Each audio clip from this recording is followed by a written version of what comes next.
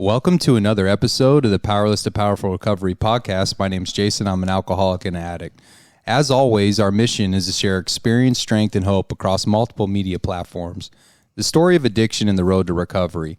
We're not affiliated with Alcoholics Anonymous or any other 12-step based organizations or groups in any way. And here we are on again, man. It's been too long. How long has it been? Man, it feels like it's been I mean, last happy year. holidays. Last year. I mean, yeah, last year. That's right. My co-host is here, Ronnie. No matter what, man, dude, we got to get after this a little bit more, bro. No, we do. Yeah. We do. You know, we have these busy lives, but this is really important to us, and I know we both miss it. Yeah.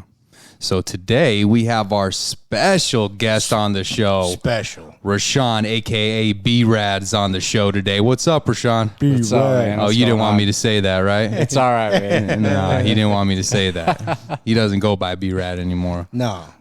Okay. Past all that. And, you know, every time we have someone on the show, you know, it's always this thing. It's like, what's the affiliation, man? Like, how do we know you? How did you get on the show? I think it's important for all the listeners just to kind of understand, like, you know, the people that we bring on here are all-stars in the recovery community. They're the ones out there shining that light in the dark out there, man, because, dude, people are dying out there, dude. Yeah. They are. Remember when we were at a PAL event, man, it's called Parents of Addicted Loved Ones, and I may have shared this before, but we were at this event with Sanctuary. Big shout out Sanctuary Recovery Centers for letting us use their studio as always. Thank you. Thank you. And we were at this event, right? And the keynote speaker was a special agent from the DEA, right?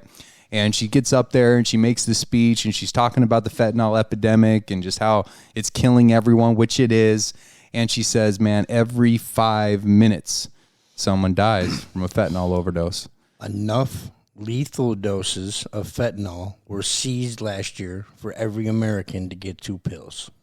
Yeah. That's insane. Mind That is blowing. insane. And I remember when she said that, and I know what you were thinking. You were thinking job security. God, that's so wrong, dude. That's so wrong, Ron. And I had to clean it up and tell you, dude, you know, this is our opportunity to help a lot of people, dude. You're welcome. And, you know, and so it's those things, man, that are just, it's killing people, bro. You know, and I'm a little bit older than you too, right? I've seen most of the epidemics, right? You know, the crack cocaine epidemic, the heroin epidemic, and, you know, now this fentanyl epidemic. And I have never seen how this fentanyl epidemic has just seized this country. It seems like, you know, you drive around here in Phoenix sometimes and you look around and it can get discouraging because a friend of mine said, Ron, look, the world gave up. And through the windshield of my car, that's how it looks sometimes, that the world gave up, right? So that's where we have to be the light, right? Yeah. And so that's what this podcast is for, man. And, you know, shout out to all our listeners all over the world and across the country, and continue to like and subscribe and share the podcast and reach out to us and give us feedback. If you want to be on the show, DM me, DM Ron. You can get at us, man. We'd love to have you on the show. My point of bringing all that up is this is the platform that we're using to shine that light. So we bring on shiny people. How shiny that is. Yeah, I mean, God, that's what recovery looks like, huh? Yes, that is exactly look what at recovery that looks thing. like. bro. Yeah. Hey, you ever seen that TikTok, Ron, where the guy goes around all the NBA games with the little thing that tells if it's fake jewelry or not? Oh, yeah, I got one of those. Okay, does it pass the test, bro? Yes, it does pass Okay. the Oh, test. my bad. You see the way he said it with confidence. Hey, it doesn't matter what you tell anyone. If you tell them with confidence, they always believe you. That's it, man. Let me get that credit card number. The Visa, the one that starts with the 4. I'll hold. That's right. How'd you know it started with a 4? I know. I think we're geniuses. Telemarketing, another show, another day. But we got our special guest here, and you know, Rashon. Let's go. We've known each other for a long time. I always like to talk about how we actually met, you know. So I met Rashon in the beginning of a 8-year prison sentence, and we'll get to his story. And he was in the midst of an 8-year prison sentence. And when I met him on the yard, I was sober, and we did a couple years together. And this is the one moment that sticks out when, you know, we worked together today, and we were talking about it earlier tonight in this moment. And I remember that I had got moved to Florence, and, you know, probably about a year before you did. 6 months. It wasn't that long, I'll tell you that. And then in that period of time, I had found addiction in prison. And I remember when he touched down on the yard and I went up to say what's up to him, and he had this look in his eye, and he looked at me and he said, "What the fuck happened to you?" And he had this look, not like I'm mad, not like I'm disappointed, like he was like a fear. He was looking at me like, "Dude, you're going to die, dude." And he was right, I was. And I'll never forget that look that you had.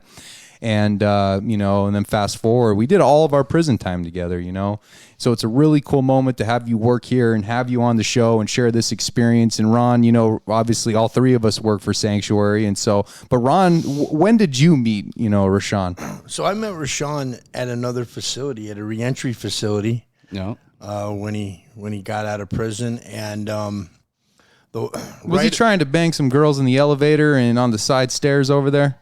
Nah, man, I was just worried about getting my shit right. Okay, all right. No, let me tell checking. Did he have a green lanyard? Freedom guy, was it red or red? Red. Oh, yeah. my bad. Rashon, his demeanor and how he carried himself, there was no doubt if you interacted with Rashon, which I did several times, he was all business. He was done living that life that he was living. He had a bunch of experiences that he's going to talk about that led him up to being at that facility, and it got your feet going in the right direction. And I just remember every event there at that facility where there had to be volunteers, you were always there.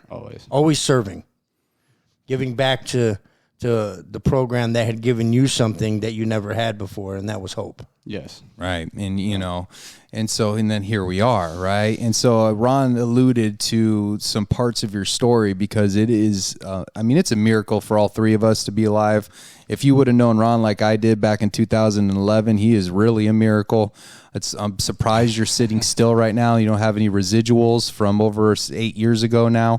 But you're dancing. We're gonna get to that in a second. Yeah, dancing. Yeah, we're gonna get to that. We're baby. gonna dance today. At least one of us is. Yeah. But let's talk about your story, man, because every journey starts somewhere, and there's just so much to it. And I don't really want to waste any more time with that.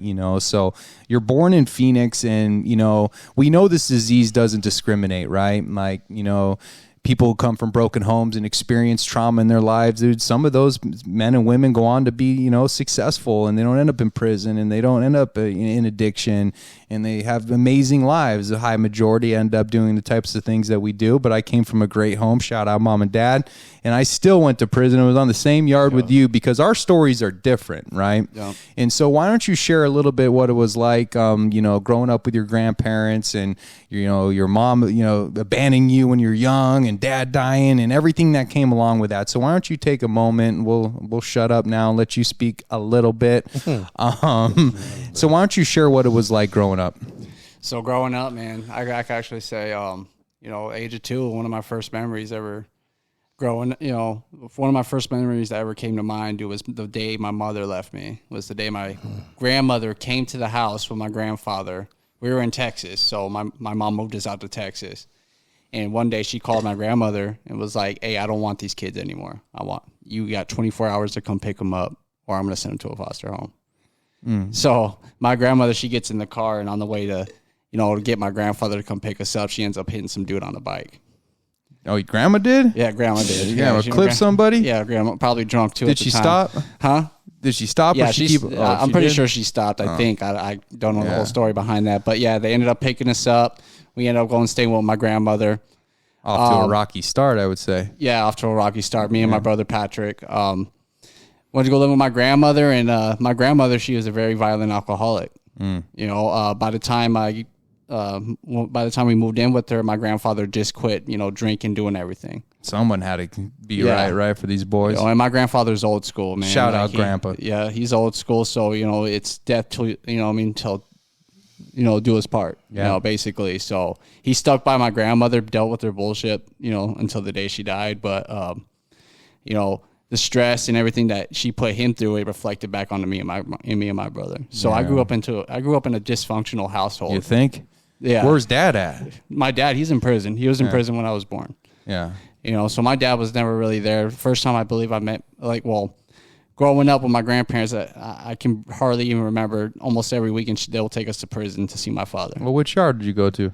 Buckeye. He was in Buckeye. He was in Tucson. Did you bring them quarters? I couldn't even remember. You were young. You were young. Yeah. First time I ever seen my father actually outside of prison was like when I was like 6 years old, and that only lasted about a year and a half. And then you went back. Yeah, found some tweaker chick. And, a higher power. Yeah, new higher power. Asked my dad to get out of prison, find a chick, smoke dope, go back. It was just a pattern with him, And, so yeah, and so the reason I kind of stopped because you think about all those things, right? The trauma, just from abandonment, right?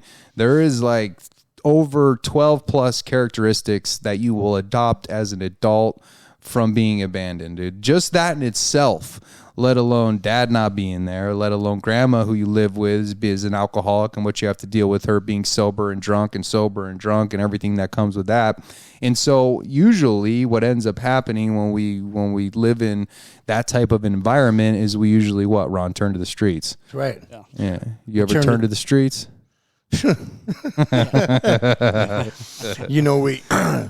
We look for that, even though we come from good homes and upbringing and morals, and you just said all of our stories are different.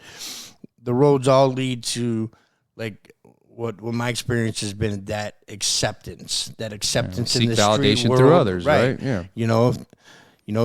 I'm gonna do the craziest stuff because I want you to like me. Like me. Yeah, I just want to be liked, dude. That's it. And I think everybody experiences that. We all want to be liked. Even today, being sober, dude, we all want to be liked, dude. And, that's what recovery's about, man. Being okay with not being liked, having the tough conversations, not compromising your own needs, wants, values, and morals for other people, and standing firm in what you believe in. That's what recovery's all about. But that wasn't your stance at the time. Okay. So you turn to the streets. And so when I talk about turning to the streets, what's that look like for you? Basically, everybody outside of my household was my family. I was unruly. Didn't do anything that my grandparents told me to do. I was start smoking cigarettes, How old were you when you started getting high for the first time? 11 years old. 11 years old. 11 years old. Dude, my daughter's 11 years old, dude. Yeah. We're talking. Could you imagine? Oh my God, dude. Now it really puts it in perspective. Dude, my daughter's 11. She 5th grade, bro? 5th grade? I look at my son, he's 13 years old, and he just looks so young, so innocent, so little. And it's like, man, you really got it good. You got your mom. You got me in your life right now, even though I wasn't there for about 8 years, but now I'm there. You got a lot and be grateful, I want to say something real quick. With you saying that, I seen you smiling, talking about your son. We were working yesterday, and Rashon was with a client, and I was in the conference room, and Rashon's phone was there, and his phone was ringing, and it said Rashon Jr. So I answered it, and he's like, he knew I wasn't his dad, and he goes, this is Rashon. I want to know if I can hang out with my dad today. Oh, yes, dude. I was like, hold on, dude. Yeah, that's what it's all about, dude. So awesome. Yeah, dude. Just the blessings that come with recovery, man. It's a miracle. But you turn to the streets, gang, what is it? Gang, party crew, what are we talking about? Yeah, man? I got involved Bloods, in party Crips, what are we talking? MS-13? You look like MS-13 type. Oh, my bad. Yeah. Oh, okay. All right. Okay, all right. Yeah, that ain't no good. So what comes with that lifestyle?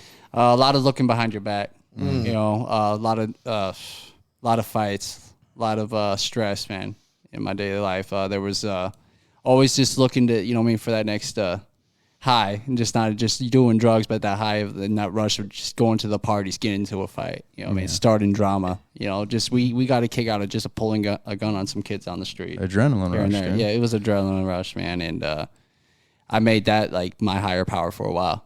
Yeah. It was just just a life of just living on the streets, being, not having any rules, not listening to my grandparents, doing what I wanted when I wanted. Making a name for yourself. Yeah, making a name for Jason myself. Just said validating through others. Mm-hmm. That's what really got me, kicking it with the wrong cats. But, some of them are doing good now. They figured it out before I did. I kept doing my bullshit, And some of them are still really good, good peeps that I know to this day. But, I started becoming someone who I wasn't, And it happens real fast. And then, your dad passes away, 13 years old? I was 13 years old. Do you remember that moment? Do you remember, I was I remember the exact moment. I was actually down the street at my boy Avery's house, and we were literally drinking 40s. 40s of Old English. Oh, and, the old E. Yeah, 40 Old English, man. All right, so we're sitting drinking, and I remember his mom comes up like, "Hey, Rashon, your dad's in the hospital." I'm like, "Oh crap!" I didn't really think nothing of it until, they're like, "Hey, your family wants you back at the house." I'm like, "All right, I'm Put with the my 40 brother." down, dude. Yeah. They're looking for you. Yeah, I get to the house, man, and they're like, "Oh, he's in the hospital. He's good. He's all right." I'm like, "Okay, do you want to go see him?" I'm like, "Yeah, we go see him." We get to the hospital. They say he's alive, but clearly when we get in there, he's gone. He died on seeing where he was at. So he died right there on 27th Avenue in Northern. He got electrocuted to death working. Electrocute? He was working? Yeah. What, trying to steal copper? Listen to this story. Tell me. He was working on an AC unit to put on a bus for some tweakers, and they wrapped the wiring up with aluminum foil, and he ended up grabbing it. And he got electrocuted to death. Electrocuted to death. He looked like awful. One of those cartoon characters that get burnt up from electricity. That's how my father looked, laying in the hospital bed. Oh my God, dude! And how do you process that, right? I mean, I didn't really know how. I grieved for like a good week. What I did to grieve, I went to my boy's house down the street and I got drunk and I smoked weed. That's how I grieved. And that's how I dealt with it. Yeah, and because that's what we do, right? So because we talk about this all the time with our clients, our own recovery, our sponsees. Any chance we get, we talk about drugs and alcohol are the solution to our problems, right? First off, any negative emotion, drugs work, alcohol works. Don't think, don't feel, don't care, right? So now and positive emotions, let's not get that twisted, because it'll make it better. Right. I'm going to make it better, And so at such a young age, we start associating our emotions and drinking, and that attachment is there and the solution. And so now anytime anything happens in our life, it doesn't matter good or bad, we turn to drinking and drugging. And so what also came along with that is some anger, right? And so what does that time period look like after your dad dies and you're angry and you're in school, but you're in a gang? And I don't think those two things go to. I never met a gangbanging valedictorian. No. I don't know one. There might be, but what's that look like? Right after my dad died, within probably the first month, I was already kicked out of school. I got sent to a transition center for troubled youth. Yeah. Peoria Transition Hey, Center. you already said that, youth. Yeah. You sounded like Joe Pesci from the youth. My cousin Vinny. I got sent there, man, and I consistently, I just kept ditching school, hopping on that first city bus. As soon as I get to school, grandparents drop me off for something, I'm getting right on that city bus. I'm headed back to the neighborhood or to some girl's house that I just, that I'm trying to mess with or whatnot. Just, yeah. Dude, and then, it doesn't really... It takes a lot to get kicked out of a transition school for trouble. You got kicked. Yeah, you got kicked out of. That's almost as bad as getting kicked out of one of those alternative schools. Yeah, I got kicked out of there as well. You got kicked out of an alternative school. They let you get high there. Yeah, I got kicked out of there as well. Oh man. my God! A lot of fights at the AM PM, man. Oh, the AM PM. You ever gotten a fight at AM PM? Yeah. As a matter of fact, you did. Yeah, I was there. A lot of fights at the AM PM. It wasn't much of a fight. It was a taser and a baton. Yeah. That was his jam. But let's get back to your jam. But your jam isn't tasers and batons. We're talking about guns. You've been shot at. You got your grandparents' house shot at in a drive-by. Yeah, by West Side City. How do you explain that to Grandpa? Oh man. Was he surprised? Was he surprised? No, he never really figured it out. Oh, he just thought it was. Damn, I got bad luck. Random act of violence. Yeah, house got raided quite a few times, like 2 or 3 times too, man. During my wild out season. I put that man through hell. Yeah, man. I put him through hell. And today, relationships coming back. Yeah, relationships back, man. Yeah, I could say he's always happy to see me now. Yeah, I'm allowed at the house. What a change, right? Yeah. It took about 8 months after prison. And to see that it was for real, right? A lot of time they just want to see the evidence, by action. But what ends up happening, though, 15 years old, you start getting introduced to pills, man. What kind of pills did you do? I started doing the Perk 15s, man. Oh, the 15, then baby 15s? Yeah, man. But I was getting them freaking like $3-4 on the pop. Okay. Okay, how many were you eating? I started off with like 2, and then it got up to the point where I was doing probably like 8, 9 a day. Okay. And then probably more than that, I worked my way up to the 30s. You know, and then I got it up to the Oxy 80s. Okay, here we go. I'm 16, dude. I'm 16, 17, man. I'm taking handfuls of these pills, and people are looking at me like I'm okay. I can relate. suicidal. Yeah, I can relate. I'm telling them like You're these speaking ain't my shit. language. Yeah, I'm like these ain't shit. You know. Yeah. And I'll just break them out, snort them up, man. That's We were insane, dude. Yeah. They were right. They were looking at an insane man, right? But as this thing gets started, your disease is just manifesting itself, dude, in the progression, and it continues to get worse, just like it has an addiction for all 3 of us sitting here right now. But at some point, you know, this next event that I'm going to talk about, right, is just a classic example of what craving looks like with our disease, right? It doesn't matter if we're on parole. It doesn't matter if we're on probation. It doesn't matter if I got a good job. It doesn't matter if everything's on the line. And it surely doesn't matter if I had a child, right? And it's unfortunate, right? So you have a kid at 16.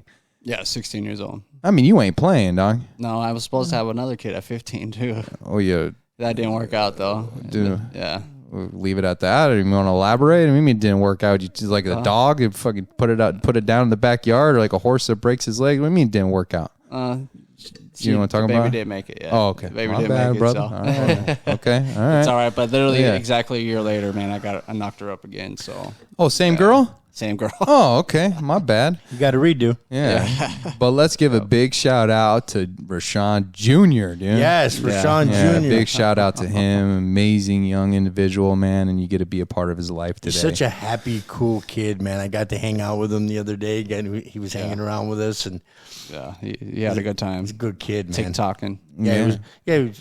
He makes more TikToks than me. Yeah. No way. More than Tony Johnson? No, yeah. TikTok's more than Tony Johnson. Yeah. But Shout out, Tony. Yeah, big shout out, Vegas. But you end up, having this kid, and you start working, but you partied even harder, right? Yeah. And so at 17 years old, you see someone get shot, or what's with the shooting? Well, it was a little bit before I was 17, but we were throwing a party, with our party crew was throwing a party for my boy's 18th birthday party. His mom was there. We ended up it was a big old fight, big old riot. Started off with his older brother, man, and literally I just remember just fist. Everybody's fighting around me. Once the fight settles down, everybody's piled up inside the house, man. There's probably 40, 50 of us up inside this house, man. And all I remember, I'm sitting there. I'm literally probably 5 feet away from his mother. She's standing right across from me, 5 feet away, and all you hear is boom, boom, boom, boom. I'm what the? It sounded like somebody was banging on the door really hard, but all I hear is my boy's father saying, "Everybody get down." And I guess they were shooting, and just that one lucky bullet that got inside the house ended up hitting his mom right there in front of me. And I remember that. Where'd it hit her at? It hit her in her arm, right? It hit her in her arm, and it literally bounced out, and it came out like this, like that, and that was it. I remember I grabbed my brother. My brother was on house arrest at the time. Yeah, it was. Yeah, he was at house arrest at the time. I grabbed my brother. I'm like, let's go. We got to go. Yeah, we ran, dude. We got pulled over. The cops didn't even care that my brother was on house arrest. I'm like, man, just take his ass back, dude. But yeah, that right there was actually pretty traumatizing right there, Yeah, you think? Yeah, so out of that whole situation, his mom ended up getting prescribed the whole freaking Bunch pharmacy. of pills. Yeah, fentanyl patches, everything, man. And then a lot of the pills that she was prescribed, she gave to her son to sell. Yeah. To make money. And who did he sell? My new best friend. Yeah, what best people to sell to was your boys, right? Yeah. I had no idea what withdrawal was. I didn't know what addiction was. I was just like, hey, these things make me feel good. I like it. I'm gonna keep doing it. Yeah, you're about to find out.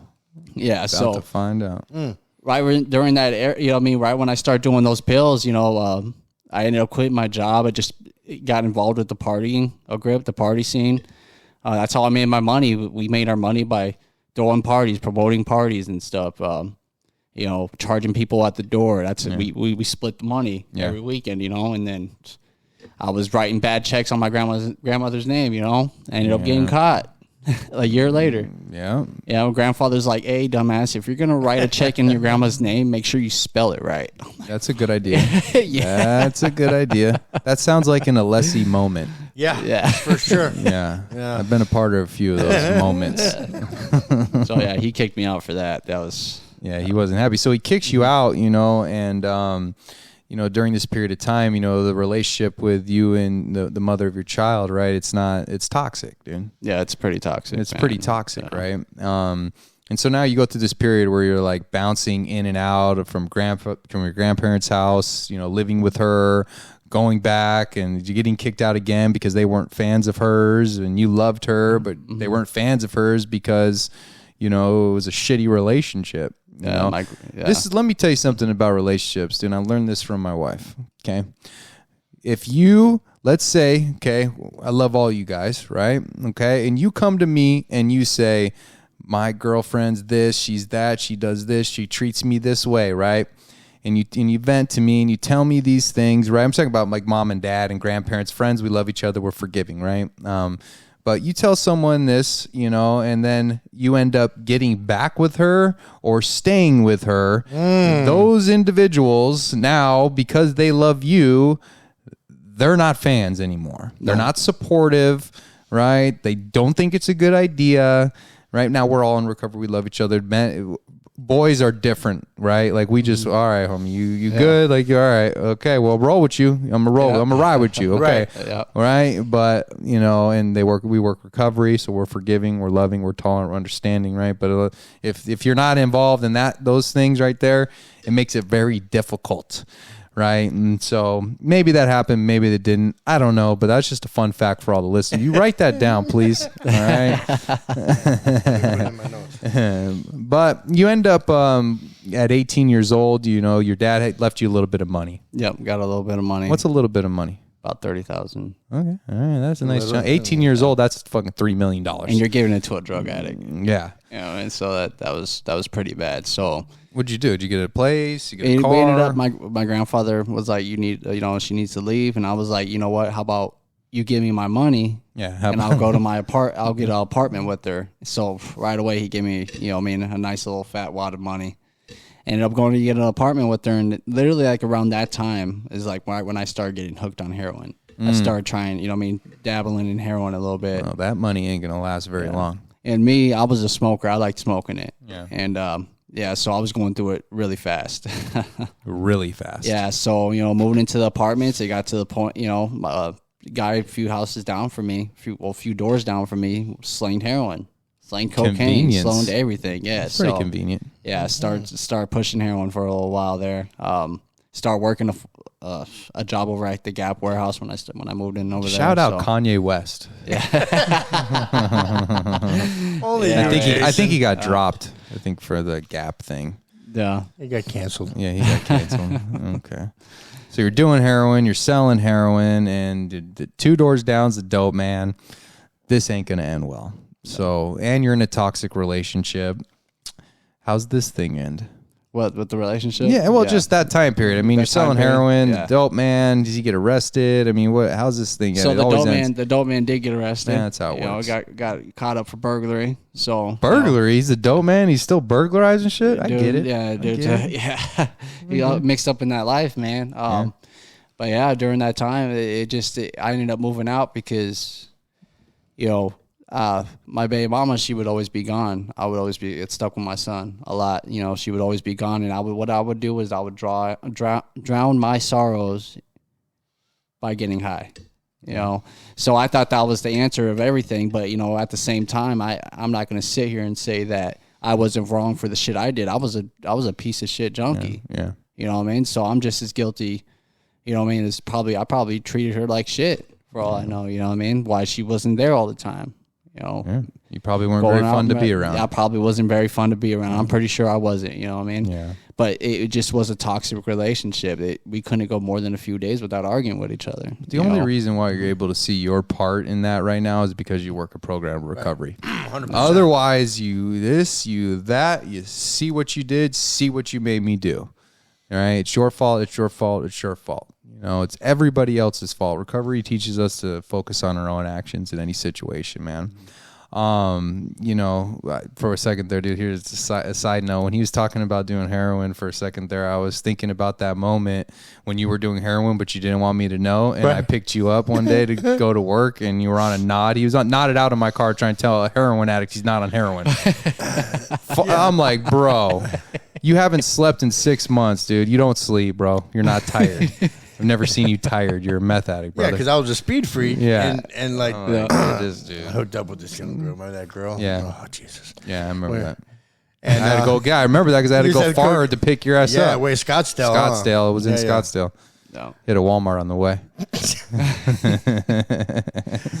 But you're selling heroin, you're living in your own place in a toxic relationship, and then finally you move back in with your grandpa like you always do.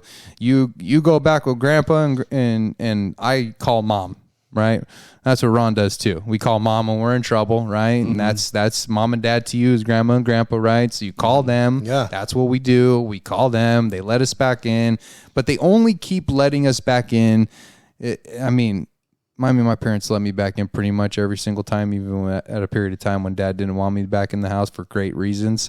But finally, at some point, they get really sick of our shit. Sure. Oh yeah. And Most so if definitely. you had to point out the really sick of your shit moment with your grandfather, when would that be? When you move back in, or? Well, one day I had a buddy over and we're trying to figure out how we're going to come up on some heroin. You know, my grandfather comes out and my grandfather goes straight up to his car and starts writing down his license plate number. I'm like, he's like, what the hell's your grandpa doing, man? I'm like, oh, fuck, dude. I'm like, grandpa, give me the paper. He's like, damn I it. need Give to me know the paper." who's at Yeah, my you know. goddamn house. So I'm going off, man. I'm letting, You're pissed. I'm letting my anger get the best of me, man. So I get in his face and he bumps me and I bump him back. He ends up falling back and hitting his head. Oh, no. Yeah, you fall, neighbors seeing it and everything. So I Oh, ended this is up- out front? Yeah, this is out front, man. So the neighbors see it and everything. He ends up splitting his head open, and I run. Best thing to do at the moment, I guess.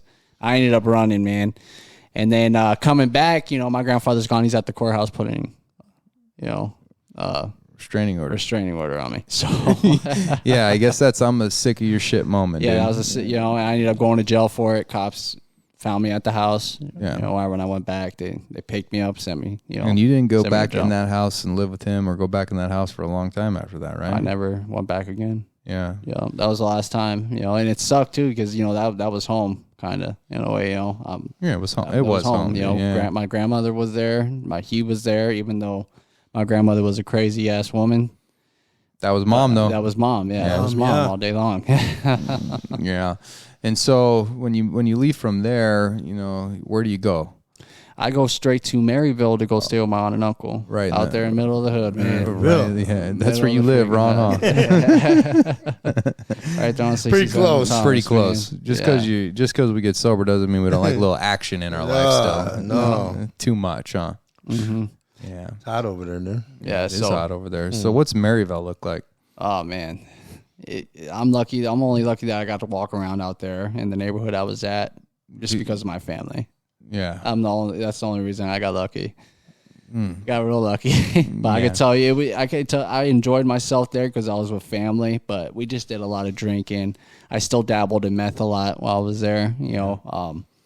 I was working the swing shifts at the Gap warehouse, so I would come home late at night all the time. And my boy Avery lived right down the street, so I would go hit him up, go get high as hell off some meth, come back to the house and chill in the room with my other grandfather. My other grandfather was living there at the time.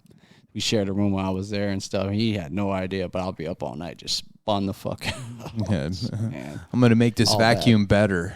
Yeah, man. You've made some better vacuums, Ron. I have. Yeah, as a matter of fact, you have. I have, and I tried to get them patented, but it didn't work out. Yeah, paperwork error. I do remember. Okay, since you shoot, I do remember the time when I showed up at your house and you were turning a broken computer, a cardboard box, and a CD player into a laptop. And it worked. Did it, man? But so you're out in Maryville, and you another traumatic event happens, right? And your grandmother passes. Yeah, I my mean, grandmother what passes what away. was that like? Well, it was rough, man, because, I got a call probably like a week before that from the mother of my son. She was like, I just seen your grandmother. She's not doing too good. I'm like, well, I'm asking my grandfather if I can see her. And he, I called my grandfather up. He's like, no, you can't come to the house. I don't want you here. Yeah, Like, how's my grandmother? He's like, she's all right. So, I get that call at work, from the mother of my son. She's like, yeah, your grandmother passed away. And this is the day before I move into my condo with your her. girl. You guys are finally saved money, finally were able to get your own place, and you're finally going to do these things, and grandma passes. Yeah, grandma passes away, man. And just like everything else negative in our life, especially, what do? We get drunk, we get high, and we try not to feel it, right? Oh, yeah. We like the effects produced, and one of the effects that's produced is it lets me forget. Yeah, it does, dude, in a sense of ease and comfort. Right, that's what it gives us, but it also, through the years of the progression, it comes with more negative emotions: guilt, shame, embarrassment, remorse, regret, negative consequences, anger. Just a whole bunch of unpleasant things. And so you tie on a sick one, you move in with your girl. But the codependency in a toxic relationship, and you guys were living in the hood, right? And you're strung out on meth and heroin and every goddamn thing you can get your hands on, just like me. Drug of choice, whatever you got now. That's my drug of choice. Prefer opiates. Yeah, anything under the sun. But during that period of time living with your girl, you got a home invasion happened. Yeah. What was that like? Very traumatic, man. At the time, I was living with another guy who was, of course, a heroin addict, and he ended up robbing the guy right upstairs from us for I would say about 10 grand. Ended up going around the whole neighborhood telling people we had money, telling people we had $10,000. You're going to the most hoodest motherfuckers, some of the most brokest people, telling that you got $10,000 cash up in your crib. Not smart. Yeah. So, just one, that night, man, all I remember is I'm hearing a bang at the door, and I'm like, oh, damn, the cops. I run straight to the back room. You had a warrant, yeah, so very high probability. Yeah, for sure. And then out of nowhere, I hear the mother of my son screaming and her friend screaming. And then I would say about 4 individuals come in running with bandanas over their faces, guns drawn, shoved us all into the bathroom and start going through our house. I'm sitting there, I'm looking at my roommate, and I already know what this is about, and they're telling them, where's the money at? And they're pistol whipping them while they're doing it, And out of all that, they stole everything, stole all the presents for my kid, all that crap, just right before Christmas too, man. Yeah, it was most definitely the beginning of the end right there, man. Yeah, for sure. If we can run this thing back when we drop it and we listen to it, the amount of times that you've said traumatic already, it's been over 4-5 times, because that's what you're experiencing. And trauma. Everybody who is involved in addiction in any way, shape, or form has trauma. Yeah. They do, right? And so comes in all shapes and sizes. And when you say the beginning of the end, right? How this time period in your life ends, you become homeless. Yep. And we're talking about homeless, like going down to Cass and getting a bed for the night. Yeah, I'm only 20 years old at the time. You're 20 years old. A damn kid. What was Cass like? I mean, if we take clients there now, and it's the jungle, man. Was it still that bad back in the day? It wasn't as bad, but it was still bad. You didn't want to be walking around there at night by yourself. I sat there in the parking lot right in front of the police smoking meth. Right there in the men's overflow. That's how much they didn't give a fuck over there, man. For people that aren't from Phoenix, let them know what Cass is. Yeah, so Cass is called the Zone. It's called the Zone. It's like Skid Row in California. It's Arizona Skid Row. Sure. Yeah. Homeless tents everywhere. It is bad now. It is worse than anything that I've ever seen in Arizona down there now. And we stopped taking our clients there. We just pay for their stuff, and we don't even take them there anymore. It's a nightmare to take anyone down there, let alone people in their first 30, 40, 60, 90 days of recovery to get a friggin' birth certificate. Just to kind of touch base on that, Rashon and I actually took some clients down there. Remember when I first started working here? When you came over to the center, right? And you and I had gone down there, and it's like, we're both been to prison, and we got each other's back. Like we're standing shoulder to shoulder. We're watching. We're looking like we, what I mean, like someone's gonna pop off, because it felt that way, right? It's a very dangerous situation down there for people. It is. I know back then it was dangerous, and now it is, and it's a direct result of what's going on in the world today. Yeah, this fentanyl epidemic. What kind of stuff did you see down there when you were there? Man, I've seen young women get raped, Just no respect towards any, to the police, nothing, man. It's just like they're just out there with it, man. Like it's just unruly. I'm telling you, it's like a jungle there. I'm telling you, like we sat there right there in the parking lot, and the police will just be sitting right there watching us, and we'd just be lighting up, and they just you give a fuck as long as you stayed in that parking lot. It's like they just push everybody that's just like, let's get them in one area, let's let them kill each other in there, and let's leave it alone. Yeah, and that's how bad it's got. But at some point, through all that, you end up finding Native American connections, and you got yourself into a program, and you started to do great, man. What do you remember about that? The progression of that, right? This is what we're looking to do, or that's what Sanctuary does, and every treatment center, for the most part, who has morals and values and puts client care first. Your goal is for that client to go through your treatment, gain some tools, get sober, start to feel again, understand how to feel his emotions or her emotions, and in that process, that's recovery. We're here to recover something, right? Physically, mentally, emotionally, and spiritually. And what comes with that is us being able to get our own place and get our own car, and the lives that all three of us are visual proof every single day of, right? And so that's what happens to you. And you were working telemarketing though. Yeah, I ended up going to telemarketing. Yeah, what kind of telemarketing were you doing? It was like TSL or something on 19th and Biz-Ops. Pinnacle Peak Road. It was like 16th Avenue and Pinnacle Peak Road. It was like TKS some fundraising. Turnkey Solutions. Turnkey. Not that one. It was TLK or something. I know what Turnkey Solutions is. TKS. Were you selling magazines and you're selling newspapers? No, I was actually selling running credit checks for I believe it was Xfinity. Oh, yeah. Xfinity packages. Yeah. Okay. That's the biz-op game. You maybe didn't know it, but that's what it was. Yeah. But just like me and Ron and Ron and I and our stories, right? And meeting in a telemarketing room and having a telemarketing business together for a long time, and just like our story ended, and the reason why one of the many reasons why we don't do telemarketing whatsoever, and that's the only jobs we've really ever had, and we've been successful but unsuccessful at the same time, because what happens with that is drugs and alcohol. It's part of the business. And so you start drinking a lot. Yeah, start drinking a lot. I actually had a roommate that stayed with me who got me the job with, the guy that helped me out that I grew up with. So, man, start drinking a lot, man. That became like an everyday thing. I actually say I became like a really a hardcore alcoholic when I was there. Every night consisted of just buying beers. Like literally, we had a guy we would pay like probably $10-15 to go steal like 5 or 6 30 packs. Oh, let me get the beer run real quick, dude. We had our whole wall full. We had our whole wall just full of just 30 packs, bottles. The whole refrigerator full of bottles, everything. It got to the point, man, where I couldn't even get up in the morning to go to work anymore. That's not good. So what's your solution to that? Man, I went out to go buy me some good old crystal meth. Oh, yeah. This will work. That was your solution for a long time, Ron. It was. Yeah.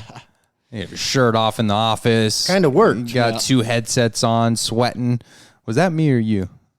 That was both of us. That was you right there. And so once you start doing meth now, right, and you're doing those things, and you're doing the telemarketing, and you're doing all that, how's the party? Is the party house now? Is the party at your house? It's the party house, man. We had different women over at our house all the time. Oh, my bad, brother. It was all right. It was always partying.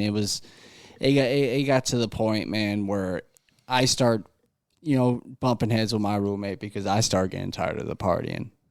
Always beer. You got tired of the partying? Well, I wanted to tweak and self-isolate. That's what I wanted to do, man. I got tired of the drinking and the people always belligerent. Hey, I'm telling you right now. So when we talk about the 3 different types of relationships, right? We got codependency, which we're all super familiar with, unhealthy. Then we have interdependency, healthy relationship based off some characteristics that we center our sexual relationship with and our friendships with. Joint communication, honesty, genuine concern for one another, joint action, shared decisions from that of friendship. interdependency, healthy relationship. And then what you have also, which is not talked about very much, is called counterdependency, right? And counterdependency is not healthy either. And counterdependency is isolation, right? A counterdependent person would be like someone living off the grid in Alaska and not even having a dog. I don't need anyone or anything. And in our relationship, in our addiction, I became counterdependent, kind of like you're talking. All I want to do is get my drugs, get high, turn my phone off, close the door, get the computer out, look at some weird shit, right? And don't bother me, dude. Right. Counterdependency. And that's just a classic example of the isolation counterdependency that comes from drug addiction. And so you're beefing with this dude, right? And just like everything ends, it ends bad. You get kicked out for a fight, right? Yeah, but I ended up... You beat his ass? No, I ended up beating up the next door neighbor.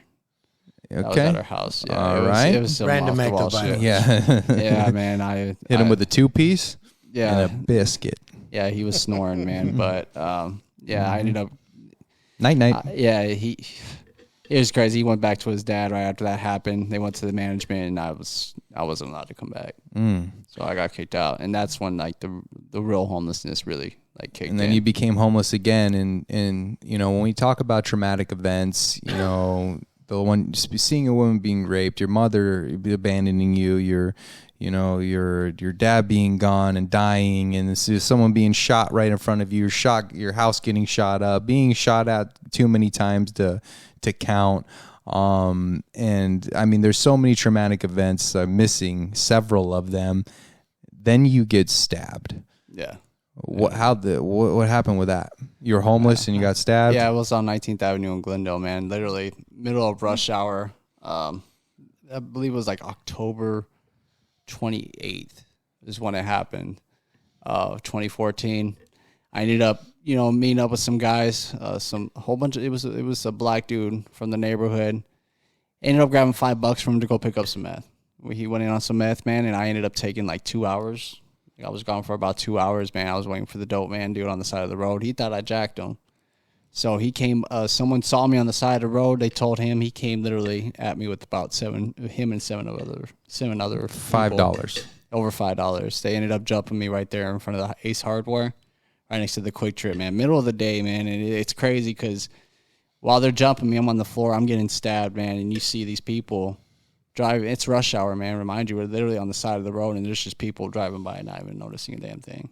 Not even caring. Like, oh, it's just another junkie. Yeah. Just another junkie getting beat up again. You know what I mean? So, yeah. After they beat me up, man, I remember I got up and I brushed myself stabbed? up. Yeah, stabbed up.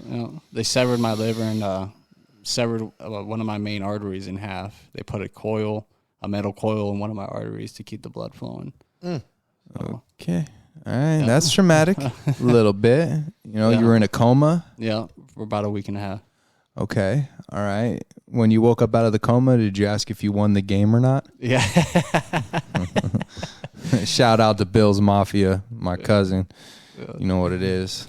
No, actually, when I woke up, I remember my grandfather was there.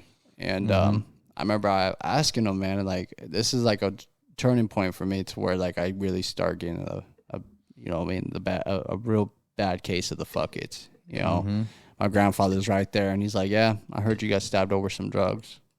I'm like, it was over $5, but okay, you got me there. Yeah, cool. All right, you win. And I told him, I needed to recover. I needed all this stuff, and I was like, can I go to the house? Can I, can I come back? Recover? And he's like, nah, you can't come to the house. I just wanted to make sure you're still breathing. That's it. Yep, gotta go. He's like, he's like, I don't know what you gonna do, but you ain't come to the house. I really don't care what you gotta do.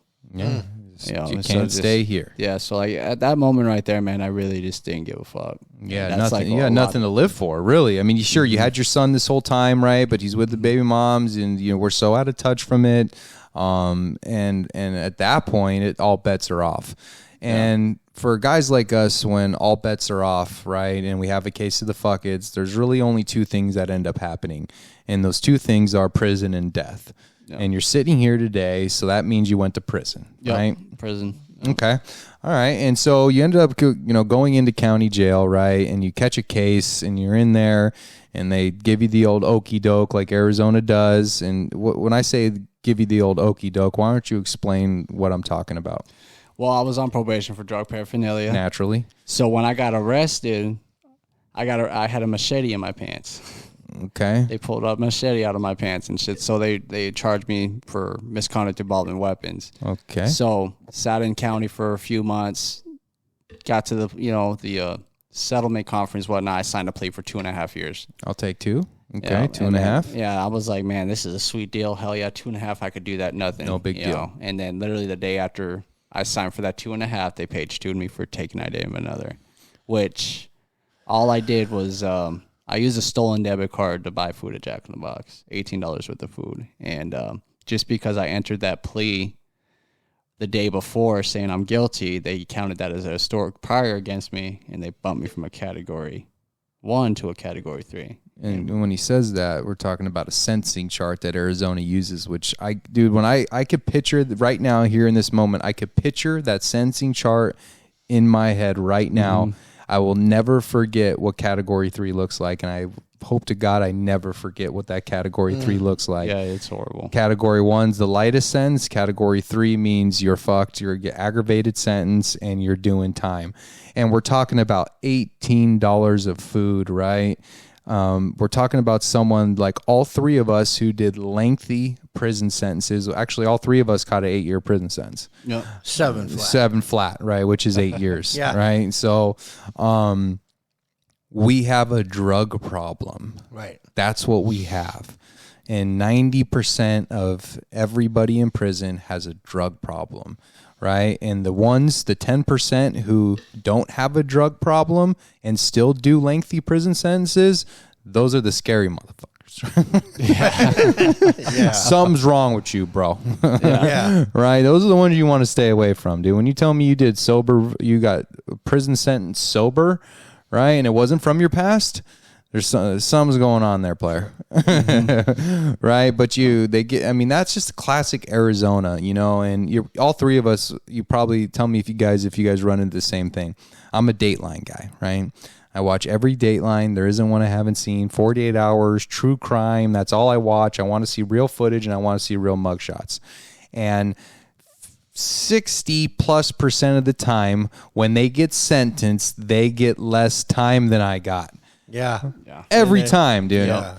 You know that chick, Jen Shaw, that we were talking about, that got caught up in the telemarketing scam with a bunch of people we were in telemarketing with, who was on the Real Housewives of Utah. Yeah. Right? Yeah. We're talking about millions upon millions of dollars. She got 6.5 years. Can you believe that shit? Every time, man, it checks out. I get 8 years for $18 in Jack. Shout out to the Bravo Beauty. Go see her page. Yeah.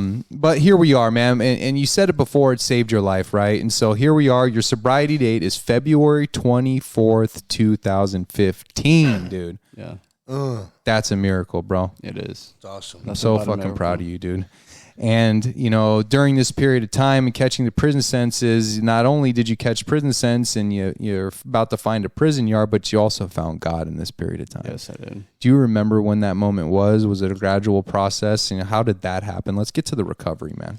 So I would say probably 2 months into my, jail sentence, while I was in jail waiting to be sentenced and whatnot, I start going to church, man. That fog literally start falling from my eyes, like that fogginess, the everything start coming to realization, all the damage and destruction I laid in my wake, man. And I knew there was something there, man, that I needed to do, or needed to gravitate towards to get right again, right? So I started going to church, man, and that's I believe it was in April 2015, man. I started going to church for the first time, and right there and then, the message that was being told to me, my higher power, God, Jesus, the peace that it brings you in, especially in crappy situations, like the situation I was in, So I gave that day I remember I got on my knees and I gave myself, to Jesus Christ, to my higher power,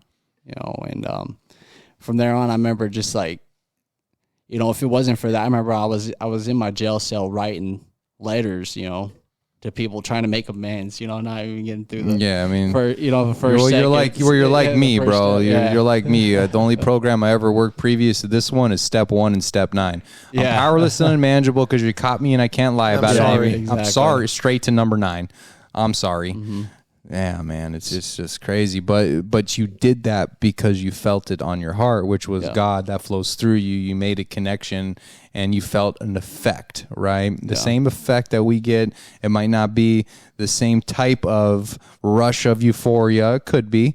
It might not be that same type that drugs and alcohol gives us, but we feel an effect. And that effect we all feel on a day-to-day basis, and we've structured our lives around God and feeling that effect. And so you end up getting an 8-year prison sentence, and that's when we meet. We go to Santa Rita together, brother. Good old Santa We're on a Rita. 3-yard. It was locked down every other day. It was a high 3-yard, right? It was cell living, and that's where we met. And we used to see each other and talk, and we worked out sometimes together.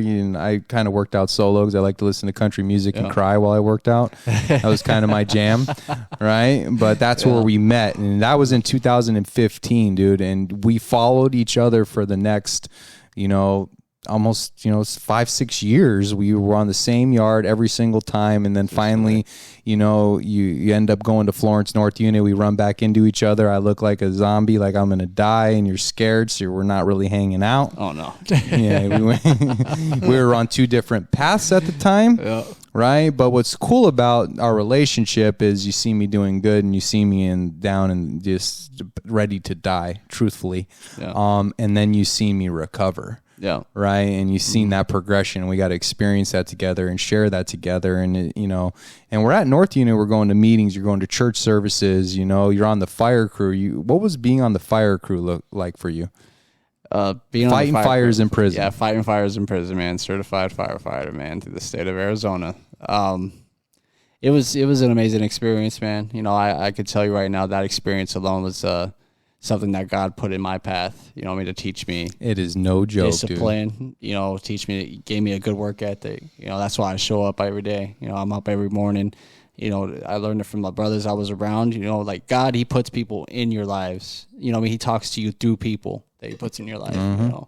So it's like when people say that God's talking to you, it's like He's talking to me through you. He's talking to me through Ron. You know what I mean? And it's up to, basically up to me to not ignore those signs and just to listen, right? Yeah, that's an RA original, was it? Yeah. Go ahead, brother. I won't steal your shine. Go ahead. I believe God wears people clothes. There it is. Yep. I agree with there you, it bro. is. If I could hit the drums on the board right now, I would have done it, dude. Yes, dude. And it's so true. And the only reason that we all feel that way because we've experienced it, and the only way that we experience it and the only way we feel that way is because we start doing our part, which is God's will, and being of service to others and listening and having compassion and being understanding and forgiving and being of service. And through that, we get to experience God because He puts people in our lives, and we're able to, feel His power, right? Yeah. And so you're on, and fire crew ain't no joke. Ron, were you on the fire crew? No. Didn't think so. He said no. And it ain't no joke. I wasn't on the fire crew either, bro. But shout out to all the fire crew dudes. You know who you are. Big shout out to all you guys because they're out there. They leave the prison yard. They go to a fire with civilians and other fighters, and they fight wildfires. And no joke, it ain't no joke. No, it ain't no joke. No, it ain't no joke. And during this period of time, though, about 4 years into your recovery, you started working the steps for the first time. Start working the steps. What was that like for you? So actually, after 4 years into my recovery, I ended up injuring my back. So I had to leave the fire crew. Yeah, I remember that. I was pretty miserable, man. Like I wasn't happy there. I'm sober, I'm in good shape. I'm doing everything you would think somebody could do to be happy, right? And then I'm sitting on the yard, I'm seeing Matthew Langford. He's my next door neighbor, man. That's my sponsor. He's your sponsor, man. You know what I mean? So I'm seeing Maddie, I'm seeing you come around again, and you got a glow on you, dude. I'm like, what the hell is going on here? But I remember going up to Maddie. I'm like, hey, dude, like, what's going on, man? Like, why are you guys so happy? Dude? You know what I mean? Like, you guys are always helping each other. Like, you always read into some books, man. Like, it seems like you're always bettering yourself, man. Like, I want that, man. I want to be happy. And I remember Maddie pulls out that big book. He's like, here you go. I was like, oh, fuck, dude. You're one of those. I'm like, not one of those dudes, man. You guys are those dudes? Yeah, so, like, but you know what? I dove into it, I gave it a shot, dude. And I remember I got to my third step. And I just stopped, after my third step, man, I just stopped working on it. Yeah. You know what I mean?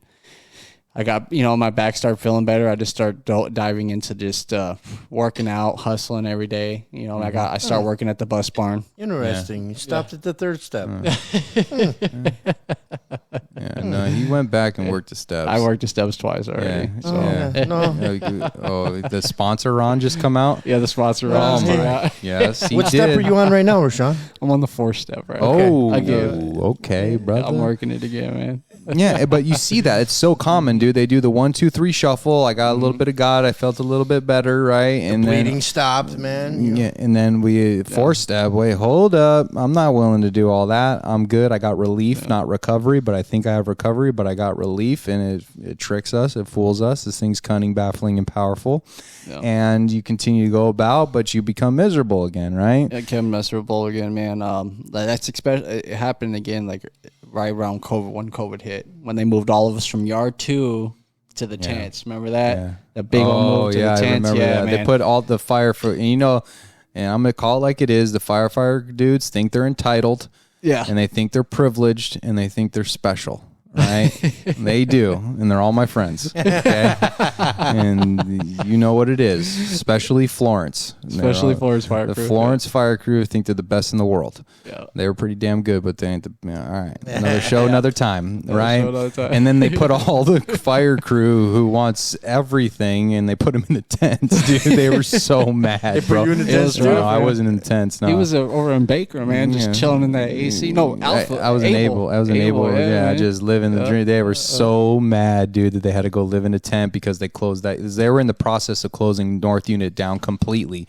And so they were moving and consolidating and moving and consolidating, and COVID and, everything that came with that. Mm-hmm. But what ended up happening was through that period of time, you got back into recovery. Yep, I met Joseph Thorson, your sponsee, one of my sponsees. Man. Yeah, so I really connected with him, man. I felt like I could open up to him, that he was very understanding at the time. So, I dove back into the steps with him, man.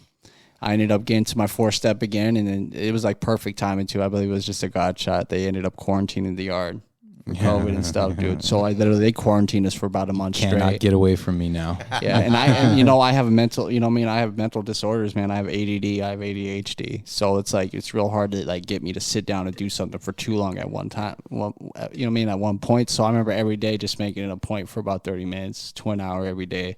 Sitting in my cell on my bunk in Baker Run with all those cockroaches. A ton of cockroaches. Yeah, man, with all Oh my God. And then I remember I'll just write down 2 names, 3 names a day. Spend another 30 minutes the next day. I made it a point every day to open up that book and start writing down.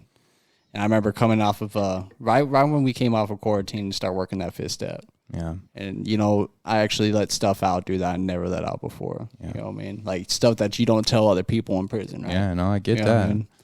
And I remember just sitting there, man, and I'm having that pain in my back too. So at the same time, dude, but I got through it. Yeah, you did. And you work the steps, man. You get through it, dude. And now here we are, and they're getting ready to move the yard. But during this period of time, before we get moved, while you're working the steps and while your back's hurting, you're also not feeling well. No. Right? You're not feeling well, but you don't know really what it is. And for anyone who's done any prison time, DOC will let you die. And they'll let you die to the point where you're about to die, and then they will try to treat you, but it's too late. So they don't have to spend the money to treat you the way they should have treated you when they first recognized it. But instead, they tell you they didn't see anything. Go drink some water and take some ibuprofen. Get back out there. You'll be fine.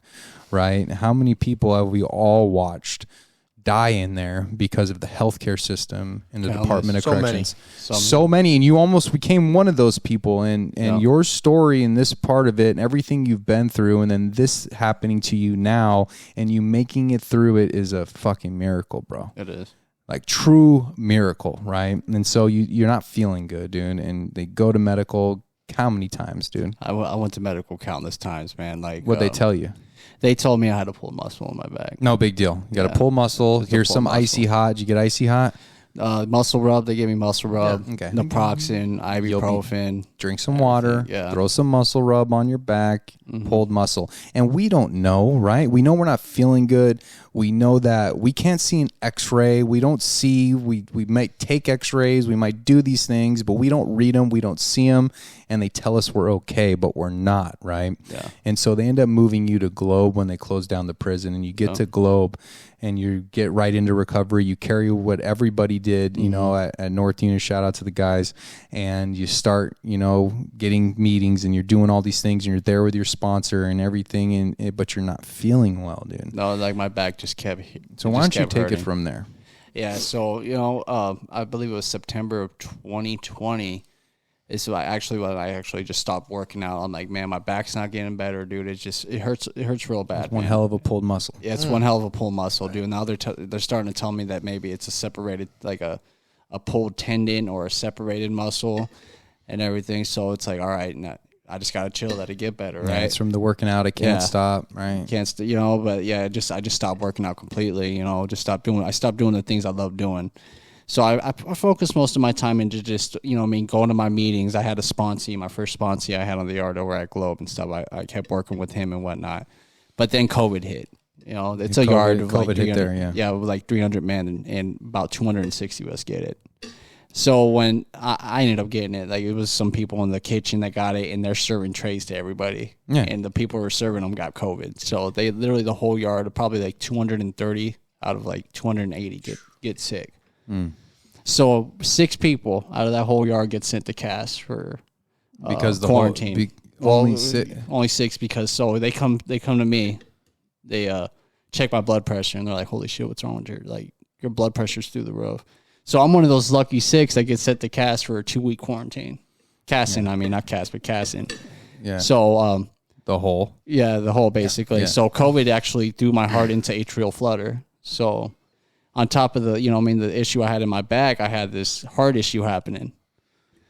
And they tell me, oh, it's just anxiety. You know, I go to the medical, they're telling me, oh, you just have really bad anxiety. Well, drink some water, take some ibuprofen, you'll be okay. Yeah, like it literally felt like every time my heart would like miss a beat, it would like beat weird and, you know, I would lose my breath every time.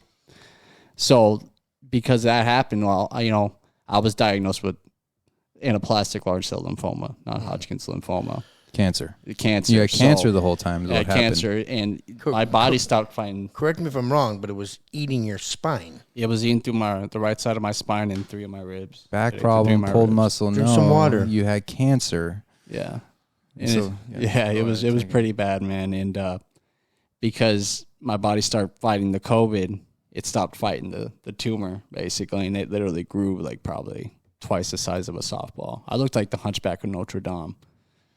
Walking, it was bad. And so they couldn't deny that. So they kept telling me it was a torn muscle. They said it balled up in my back. Jeez. They denied me. Yeah, for about, I would say about 10 months. 10 months? It took 10 months for me to get to the hospital and get diagnosed. Wow.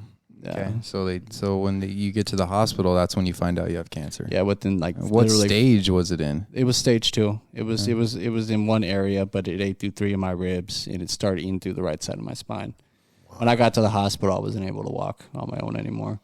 So, literally it took about a good 20, 25 minutes just being in the hospital, like right when I got there, then for them to figure out like, hey, we don't want to scare you, but we think it's cancer. Like, dude, this thing's eating you. Like, you're literally being eaten alive. I'm scared. That's what they told me. Yeah, dude. Well, it wasn't even the fact. Like, I wasn't even like when he told me that, you would think somebody would start crying, freaking out, and whatnot. But like, literally, I could tell you right now that I really did feel a peace come over me. Like, power of God, something telling me like you're gonna be all right. You know, I was just sitting there, and I was just like, okay, then what are we gonna do? You know, and they sent me to Banner University in Phoenix, drove me all the way over there from Globe, and you know, doctor see me, and you know, God is good, man, because he came up to me, he's like, it's an aggressive cancer, man, but it's very treatable. We could treat it right here, right, you know what I mean, get you on the chemo, got me on the chemo, man, and I had some good hair going on, man, and the hardest thing about that situation for me, dude, which is some people might find it crazy, is that I had to lose my hair, man. Becky with the good hair? Mm-hmm. Dude, I was pissed. Yeah, you're mad about that. Yeah, I was freaking furious. I worked really hard on that hair, man. Yeah. Oh man. Yeah, you did. It was hard, man. Grew that hair We for a got while. great hair now. Yeah. You got good hair now too. Yeah. And so, but what people don't know who haven't been to prison, you know, and what happens is they take you to, when you're fighting anything that's cancerous or anything major or you're dying, they take you to the infirmary at Central Unit, the oldest prison in Arizona. It's a shit show over there. It's horrid, and that's the max unit as well. But you're in the hole pretty much, and you're in a hole by yourself in a cell fighting cancer. Yeah, I was. They took me to an ISO cell because of isolation cell. Yeah, just because of the fact that my white blood cells were so low that I couldn't be around anybody. So they stuck me straight into ISO cell. So I'm in this cell by myself for about 5-6 months straight. Fighting cancer. All alone and by yourself. Yeah, all alone, but I could tell you, like, all I had in my cell with me that got sent to the yard, from the yard I was at to me, instead was my recovery Bible. It was the Bible, and inside it had, verses from the big book and whatnot, dude. So, like, every morning, man, I would wake up. I had a routine going on. I would wake up, read my recovery Bible for about an hour. And then, after my 3rd round of chemo, I put in my routine to where I started working out again. I got to do the things that made me happy again, you know what I mean? So after the 3rd round of chemo, I'm in my cell, I'm working out all the time. I'm staying connected with the other guys who have cancer, next door and whatnot. And it was a rough piece, dude, but I could tell you right now that it was God that got me through that. My praying, by having hope, faith, courage. Courage. It just all that. God played a big role in that, and it showed me that He was really there when that peace rolled over me when I was diagnosed with cancer, And you beat it. Yes, right now. Inspirational, man. Yep. In June of 2021, I went into remission, so yes, still there. Yes. Yeah, and you beat it, man, and you made it out, dude. And so you get released in November 25th, Thanksgiving Day. Thanksgiving Day, dude. Yep, oh straight. Yeah, and you go to a reentry facility, and you get there, and that's where you meet Ron. Right, Yep. you meet Ron's Ron. there, yeah. He's one of the Killing peer it. support, specialists there, and he's doing his thing, and he meets you, and you're there, and you're about your business, man. Yeah. The same way you've been since you turned your life over to God back in 2015, and the same way you were through all the trials and tribulations that come with doing prison, and also come with experiencing cancer in prison, which there's only a handful of people that ever who've made it out from that because of DOC's Facts. And you make it out, and you get to New Freedom, and you hit the ground running, and you do everything that you have to do there. And at some point in time, I seen on Facebook, or I came there for a meeting, I think. I was coming there for meetings, and I said, "Hey, what you gonna do when you get out of here? You want a job?" Yeah, I remember you actually called me up, dude, and you were like, "Hey, man, need a job?" I was like, "You already know, bro." Yeah, you're like, "Yeah, I do." As a matter of fact, I was like, "All right, you're hired. We're gonna figure this out." 2 days after graduating, man, freaking was already working at Sanctuary, man. Yeah, you got out after graduating the program. You moved into sober living. You started working at Sanctuary, man. And a lot of people who work in behavioral health, they got it's like a rite of passage to work overnights, and that's what you did. And you worked overnights for me for a long time, man. For 6 months. 6 months you worked overnights. 6 and months. The first opportunity that I had, man, you never missed work. You worked every shift. You worked any shift. I could call you anytime, day or night, which I have. And asked you to work and had a Uber. Remember one time I called you and had an Uber out front for you? That was literally my 4th day at work, man. Oh, that was? Yeah, you were like, "Hey, dude, 11 o'clock at night." You're ruthless, bro. Literally 11 at night. He's like, "I'm at the sober living," and he's like, "Hey, I need you to come in." I'm like, "Fuck. All right, I'll ask my house manager right now." I asked Ron, and Ron's like, "Jason, yeah, you're good. You're good." Shout out Ron Carter. Yep. And I knew what I said. I said, "Hey, I got an Uber out front, brother." Yeah, Uber's already outside, right? I gotta go. Yeah. You know what I mean? But that's just your work ethic, bro. And you're still that way today with the company. And this company and Sanctuary rewards people who work hard, dude. And you got into a day shift after that, dude. And then we had an opportunity for an opening at the clinic, which you work at today, our IOP clinic. And now you're a case manager, and you get to work with Ron and I. We see each other every day. And we just get to experience the miracles that's happened in our life and help other people in the process, dude. Yeah. It doesn't even feel like work at times. No, it doesn't. It doesn't, dude. No. and your life today reflects the promises that materialize over and over and over again in your life. And you're a house manager of a sober living today. Yep.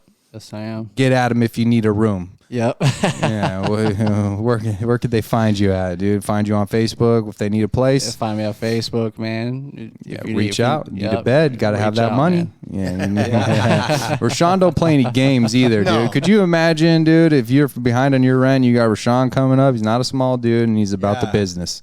No. Yeah, you did like your grandpa did. You can't stay here, brother. No, can't stay here. He taught you something. You better be working them 12 steps, man, and you better come correct with the program. Yeah. That's it, bro. And you're good, right? But people want to help people who want to help themselves. That's the facts of it. You know, you got a car, you got your son back in your life, you've got promoted multiple times at work, you got sponsees, you got multiple service commitments. You and Ron are going all over, and you guys get to do that together. You know, the most important being your son back in your life. Yep, that's the most important thing. And that's the most important thing. But not only do you have your son in your life, you got a girl in your life. Yep, Lindsay. Shout out Lindsay, dude. Yeah. You know what it is. I mean, what's it like having a healthy relationship? It's actually, man, we actually talk. We actually communicate, man. I could tell you, me and her have been together for about 8 months already, man. We had not had one argument. Yeah. You know, and we actually, like, it's crazy, man. Just like, we preach it here every day. It's all about communication, man. It's all about being open, honest, you know. And that's what I learned from this program. And the proof is in the pudding, man, right there, man. Being open, honest, you know, being straightforward, assertive, you know, having that relationship with our higher power and stuff, man. Like, me and her have a relationship with our higher power, and we believe that has a big, you know, positive, you know, attribute to our relationship. Like, we pray every night before we eat. Yeah, you know, absolutely. And it's really is a beautiful thing, dude. I couldn't be more happier. You know, I just want to say real quick. You know, I was thinking for the people in the program. You know, you hear people build those four corners, right? Your four corners, and I've done that. Since I've been out of prison, I built my four corners, and then I built this wall, and it has been just awesome. This year that just passed, that you are one of those corners in my life, you know.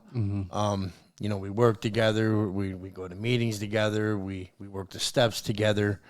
You know, you wanted a different experience because you understand that this thing is all about having different experiences, and you had asked me to take you through the steps, and you and I are doing that together, and we have formed this relationship that I cherish very much, you know. And you are just a pleasure to be around. Plus, you're big as hell, so if anybody messes with me, you're good. I'm good, right? Good. But I look at you and I see the promises, and I see what's happening in your life, and I personally need to see that.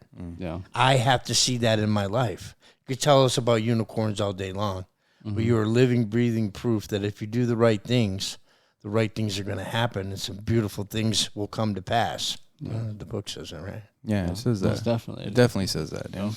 But he's right, man. And too, it's just a trip because we've been knowing each other since 2015, dude, and here we are, dude. Yep, here we are, man. You know, and those are the moments that we have to have in our lives, bro. It continues to get us to continue to move forward and be visual proof to others the power of God that will work if you put the action steps in. And your life will continue to get better, dude, and we get to be a part of that, bro. So it's been a pleasure having you on the show today, dude. Yes. We love you. Your story is so inspirational. It's got to be heard. Share this episode, like, subscribe, but always continue to do that. Where can they find us at, Ron?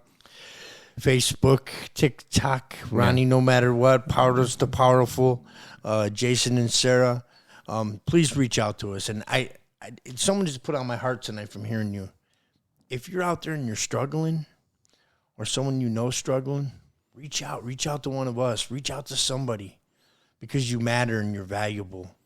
Yeah, reach out, man. That's the hardest thing to do, dude, is to reach out when you need help, man. But we're here to help you, so continue to reach out. It's been another episode of the Powerless to Powerful Recovery podcast. Continue to tune in. We love you. We appreciate you. And please, please share our message. Thank you.